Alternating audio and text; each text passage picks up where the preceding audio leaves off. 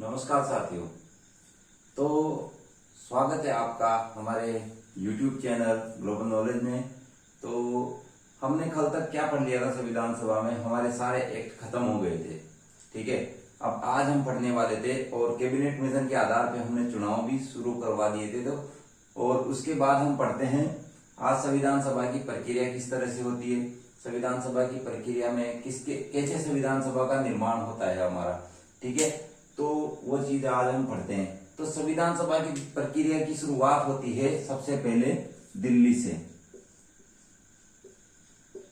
दिल्ली से शुरुआत होती है। दिल्ली का जो अभी संसद भवन है वहां पे पहली बैठक आयोजित की गई 9 दिसंबर 1946 को। ठीक है, 9 दिसंबर 1946 को सबसे पहली बैठक आयोजित की गई संविधान सभा की। तो पहली बैठक आयोजित की गई। तो इस बैठक में क्या क्या नतीजे हुए, इस बैठक का क्या नतीजा था। यह बैठक आयोजित की गई थी सोमवार था इस दिन और 11 बजे सुबह। तो इस बैठक में क्या, फ्रांस की परंपरा, फ्रांस के आधार पर फ्रांस की परंपरा है वरिष्ठता के आधार पर अध्यक्ष बनाना, वरिष्ठता के आधार पे। तो इस बैठक में सबसे पहले क्या किया गया, संविधान सभा का अस्थायी अध्यक्ष बनाया गया। तो अस्थायी अध्यक्ष कौन बनाया गया, सबसे पहले अस्थायी अध्यक्ष इस सभा के द्वारा बनाया गया। तो अस्थायी अध्यक्ष थे संविधान सभा के पहले डॉक्टर सच्चिदानंद सिन्हा। कौन थे, डॉक्टर सच्चिदानंद सिन्हा। तो डॉक्टर सच्चिदानंद सिन्हा अस्थायी अध्यक्ष बनाए थे पहले इस संविधान सभा के 9 दिसंबर 1946 को। और ये जो सच्चिदानंद सिन्हा को अस्थायी अध्यक्ष बनाने का जो प्रस्ताव था, वो प्रस्ताव अस्थायी अध्यक्ष बनाने का जो सच्चिदानंद सिन्हा को प्रस्ताव रखा था उसको अनुमोदित किया था सरदार पटेल ने। उसको अनुमोदित किसने किया था, जो प्रस्ताव रखा था कि इनको वरिष्ठता के आधार पर बना था, तो अनुमोदित किया था सरदार पटेल ने। किसने किया था इसको अनुमोदित, सरदार पटेल ने किया था।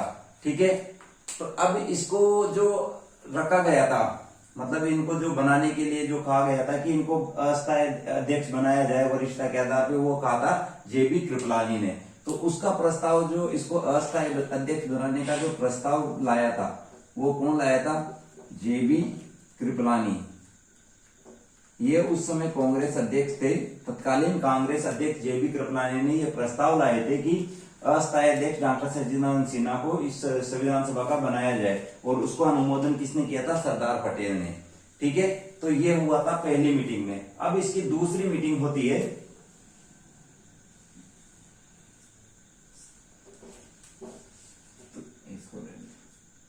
संविधान सभा की पहली बैठक। तो 9 दिसंबर 1946 को आयोजित हुई, जिसमें क्या क्या हुआ है, फ्रांस की परंपरा के आधार पर इसको बनाया गया। इसकी दूसरी बैठक होती है 11 दिसंबर को।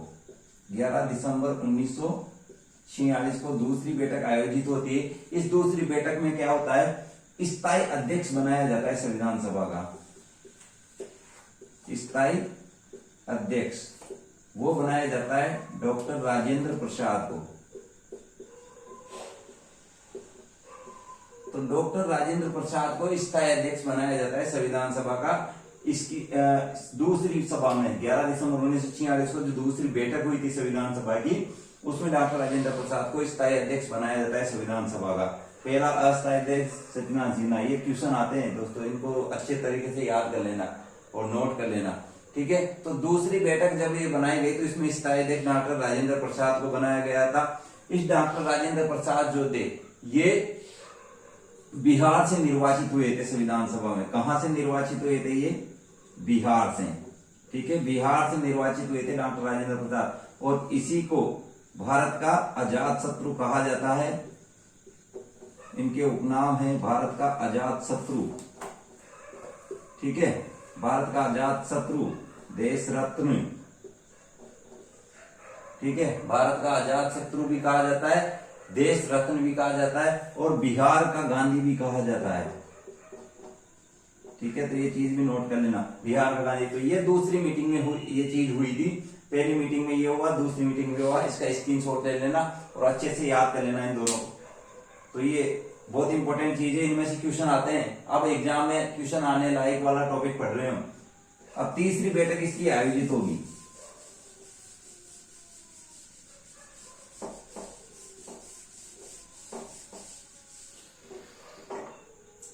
तो इसकी तीसरी बैठक आयोजित होती है 13 दिसंबर 1946 को। कब? 13 दिसंबर 1946 को इसकी तीसरी बैठक आयोजित होती है संविधान सभा की। इस तीसरी बैठक में क्या क्या होता है? इस तीसरी बैठक में पंडित जवाहरलाल नेहरू द्वारा एक उद्देश्य प्रस्ताव पेश किया जाता है। उद्देश्य प्रस्ताव पेश किया जाता है इस संविधान सभा के 13 दिसंबर 1946 को जो तीसरी बैठक हुई, इस बैठक में एक उद्देश्य प्रस्ताव पेश किया गया जवाहरलाल नेहरू के द्वारा। उस उद्देश्य प्रस्ताव पे 8 दिन बहस हुई। कितने दिन बहस हुई? 8 दिन बहस हुई उस उद्देश्य प्रस्ताव पे। और 22 जनवरी, धीरे धीरे उसके बाद उसको 22 जनवरी 1947 को मंजूरी दे दी गई। उस उद्देश्य प्रस्ताव को, संविधान सभा का निर्माण के लिए जो उद्देश्य प्रस्ताव लाया गया था, उसको 22 जनवरी 1947 को मंजूरी दे दी गई। तो ये याद रखना, उद्देश्य प्रस्ताव कौन लाए थे? जवाहरलाल नेहरू लाए थे। तीसरी मीटिंग में लाए थे। कितने दिन बहस हुई थी? 8 दिन। और कब मंजूरी मिली थी? 22 जनवरी 1947 को ये प्रस्ताव पेश हो गया था, पास हो गया था। ठीक है, तो अब इसकी तीनों मीटिंग हो गई। अब इसके बाद हम पढ़ते हैं संविधान सभा। तो संविधान सभा का प्रस्ताव के लिए, इस उद्देश्य प्रस्ताव पास होने के बाद इसके निर्माण के लिए 8 छोटी समितियां और 15 बड़ी समितियों का निर्माण किया गया।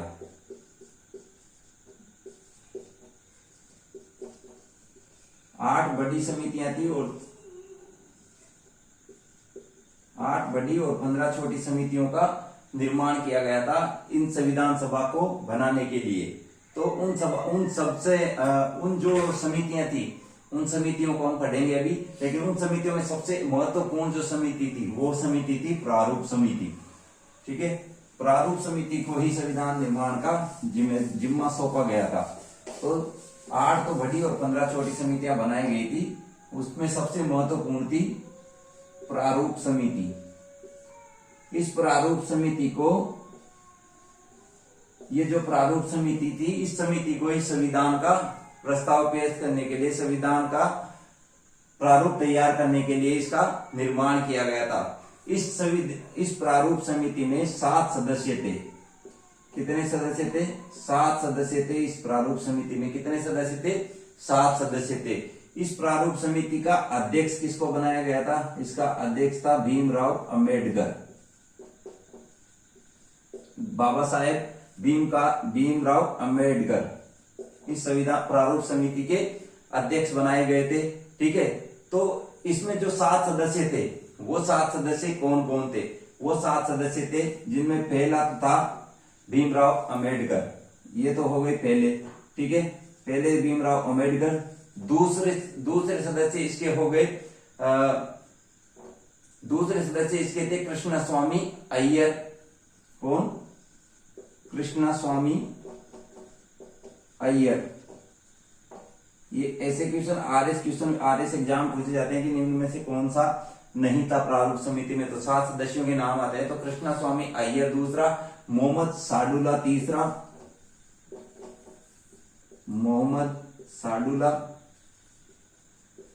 तीसरा सदस्य था मोहम्मद साडुल्ला। चौथा था इसका के.एम.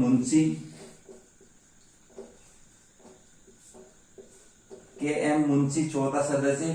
5वां सदस्य था गोपाल स्वामी अय्यर।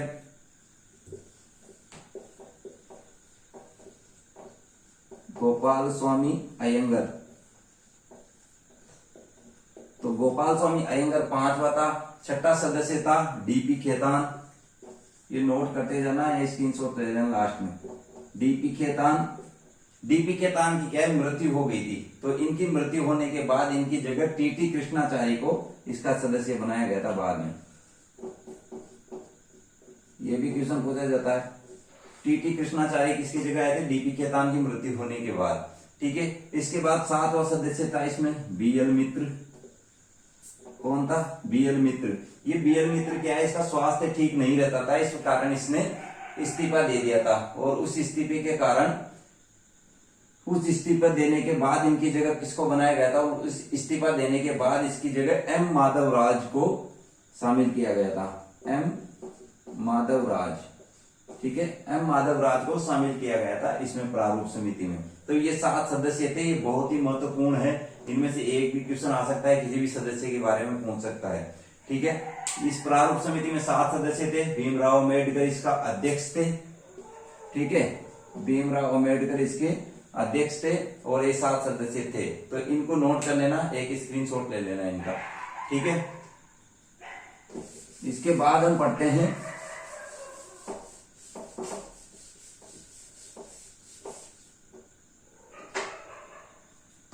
इसके बाद हम पढ़ते हैं इस प्रारूप समिति को कितना समय लगा। तो प्रारूप समिति को 2 वर्ष 11 माह 18 दिन संविधान सभा का निर्माण करने में लगे। हमारा संविधान को निर्माण करने में 2 वर्ष 11 माह और 18 दिन इसको लगे, ठीक है।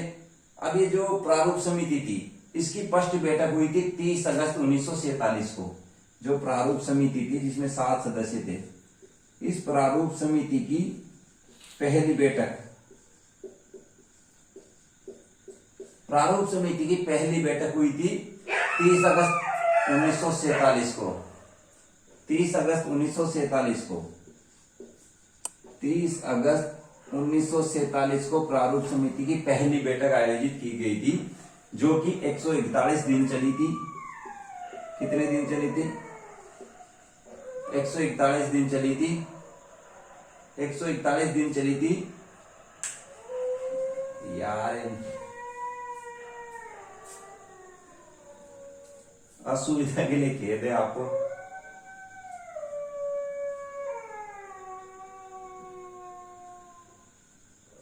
पूरा वीडियो की स्थिति कर दी। तो प्रारूप समिति की पहली बैठक आयोजित की गई थी हमारी 30 अगस्त 1947 को, जो कि 141 दिन तक चली थी। और अंतिम प्रस्ताव पेश किया था वो किसने किया था? भीमराव अम्बेडकर ने। अंतिम प्रस्ताव, संविधान का अंतिम प्रस्ताव तैयार करके किसने पेश किया था? भीमराव अम्बेडकर ने। भीमराव अम्बेडकर ने पेश किया था संविधान का अंतिम प्रस्ताव, प्रारूप, जो कि प्रारूप समिति के द्वारा तैयार किया गया था, ठीक है। तो ये थे प्रारूप समिति ने किस तरह से ये बनाया। तो प्रारूप समिति के बाद हम पढ़ते हैं, कुछ समितियां बनाई गई थी, तो उन समितियों के बारे में हम पढ़ेंगे।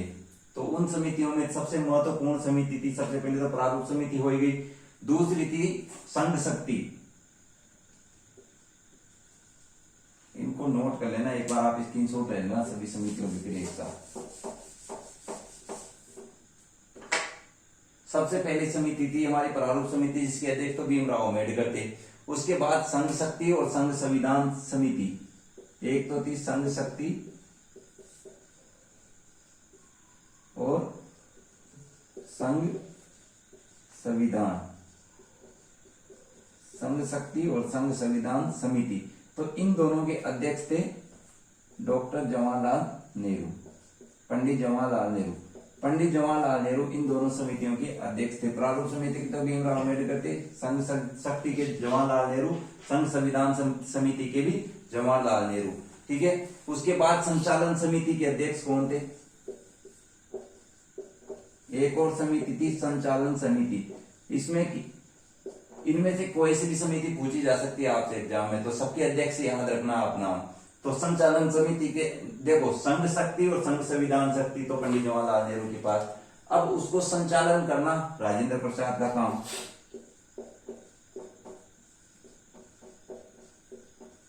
तो संचालन करना राजेंद्र प्रसाद का काम। उसके बाद प्रांतों का काम किसको? सरदार पटेल को सौंप रखा था।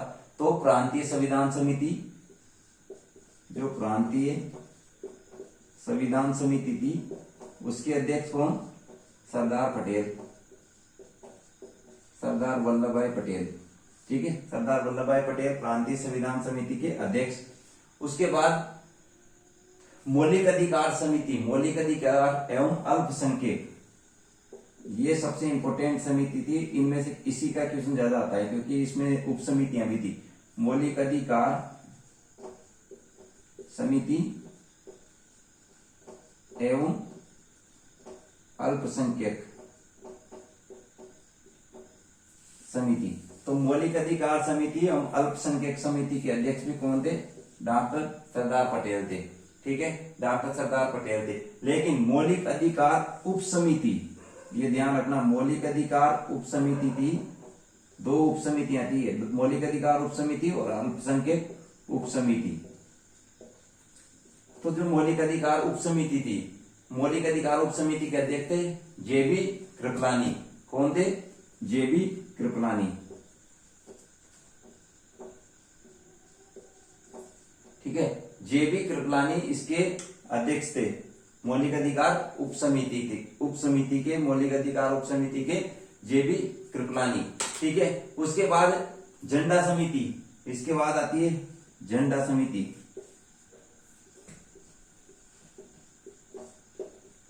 तो झंडा समिति के अध्यक्ष जेबी कृपलानी को बताते थे कई जगह, लेकिन जेबी कृपलानी तो इस समिति में थे भी नहीं। इसके अध्यक्ष है राजेंद्र प्रसाद। झंडा समिति के अध्यक्ष भी राजेंद्र प्रसाद। ये काफी एग्जामों में क्वेश्चन आता है। तो राजेंद्र प्रसाद झंडा समिति के भी अध्यक्ष थे। ठीक है, उसके बाद नियम संचालन और कार्य संचालन। नियम संचालन और कार्य संचालन राजेंद्र प्रसाद का काम था। नियम व कार्य संचालन, नियम व कार्य संचालन कौन? राजेंद्र प्रसाद। नियम व संचालन, नियम संचालन किसको? राजेंद्र प्रसाद को।